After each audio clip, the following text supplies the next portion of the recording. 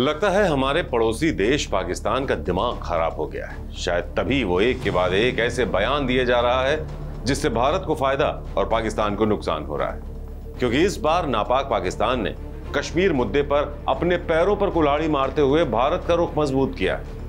आखिरकार पाकिस्तान ने यह मान लिया है कि जिसे वो 77 सालों से आजाद जम्मू कश्मीर कहता है वो पीओके एक विदेशी इलाका है, जिससे यह साफ हो जाता है कि पाकिस्तान ये मान चुका है कि आजाद कश्मीर उसका नहीं बल्कि भारत का अभिन्न अंग है। नमस्कार, आप देख रहे हैं श्रेष्ठ भारत और आपके साथ मैं हूं संजीव चौहान। कुछ दिन पहले ही पाकिस्तान के पूर्व प्रधानमंत्री नवाज शरीफ ने यह कबूल किया था कि खुद पाकिस्तान ने ही साल 1999 में भारत के साथ हुआ लाहौर समझौता तोड़ा था। और अब पाकिस्तान ये भी मान रहा है कि जिस पीओके पर वो दशकों से कब्जा करके बैठा है वो एक विदेशी जमीन है। हालांकि पाकिस्तान के इस्लामाबाद से यह खबर सामने आते ही पाकिस्तानी आवाम से लेकर सियासतदानों तक में हड़कंप समझ गया है, लेकिन भारत के लिए यह अच्छी खबर है। दरअसल इस्लामाबाद हाईकोर्ट में 2 सप्ताह पहले पीओके से गायब होने वाले कवि और पत्रकार अहमद फरहत शाह के मामले पर सुनवाई चल रही थी। केस से जुड़े सरकारी वकील ने चौंकाने वाला दावा करते हुए कहा कि पीओके एक विदेशी इलाका है। बाद में पता चला कि गायब हुआ शख्स पाक रेंजर्स की ही कस्टडी में है। कोर्ट में दिए गए उस वकील के बयान के बाद अब हंगामा हो चुका है, क्योंकि अगर वकील के स्टेटमेंट के शब्दों पर ध्यान दिया जाए तो उसने ये नहीं कहा है कि पीओके या कश्मीर एक आजाद मुल्क है, बल्कि उसने ये कहा है कि पीओके एक विदेशी क्षेत्र यानी फॉरेन टेरिटरी है। इसका मतलब ये कि वो ये मानता है कि कश्मीर स्वतंत्र नहीं बल्कि किसी और देश का हिस्सा है।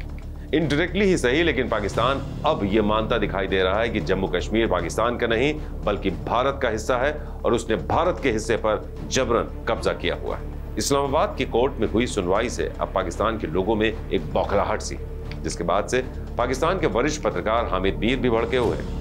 उन्होंने सोशल मीडिया प्लेटफॉर्म एक्स पर लिखा कि पाकिस्तान आजाद कश्मीर को बहुत नेगेटिव पर्सपेक्टिव में पेश कर रहा है। पहले उन्होंने इस्लामाबाद से एक शख्स का अपहरण कर लिया, फिर उनमें अपहरण की बात स्वीकार करने की हिम्मत नहीं हुई तो आजाद कश्मीर में उसकी गिरफ्तारी दिखा दी, और अब अपनी गर्दन बचाने के लिए कोर्ट में एजेके को एक विदेशी इलाका बता रहे हैं। इसके अलावा हामिद मीर ने एक वीडियो में भी बातचीत करते हुए अपना गुस्सा जाहिर किया और कहा कि जब पाकिस्तान सरकार ने कोर्ट में मान ही लिया है कि एजेके एक विदेशी जमीन है तो फिर ये बताएं कि पाक रेंजर्स वहां करने क्या गए थे। और जब आजाद कश्मीर का पीएम भी कह रहा है कि मैंने रेंजर्स को नहीं बुलाया तो वो किसकी इजाजत से वहां गए, कैसे उन्होंने विदेशी धरती पर जाकर उस कवि को गिरफ्तार किया। हामिद मीर ने कहा कि पाकिस्तान सरकार ने आजाद कश्मीर को विदेशी क्षेत्र कहकर कश्मीर मुद्दे को एक नई दिशा दे दी है। वैसे उनकी बात भी सही है। किसी भी देश की सेना या पुलिस कैसे किसी विदेशी धरती पर जाकर ऑपरेशन को अंजाम दे सकती है। दरअसल शुक्रवार दोपहर इस्लामाबाद हाईकोर्ट में फेडरल प्रोसिक्यूटर जनरल ने अदालत को यह बताया कि कवि अहमद फरहत 2 जून तक आजाद कश्मीर में रिमांड पर है।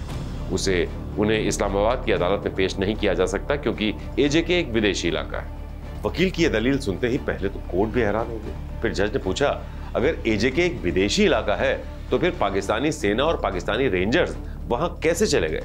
जज के सवाल का उस प्रोसिक्यूटर जनरल के पास कोई जवाब नहीं था। उस वकील की इस हरकत से सोशल मीडिया पर भी लोग भड़के हुए हैं और कह रहे हैं कि ये तो खुलेआम भारत को सपोर्ट कर रहे हैं। पाकिस्तानी यूट्यूबर्स और चैनलों पर उस वकील को जमकर खरी खोटी सुनाई जा रही है, लेकिन भारत के लोग इससे बेहद खुश हैं। उन्हें लग रहा है कि चलो देर आए दुरुस्त आए।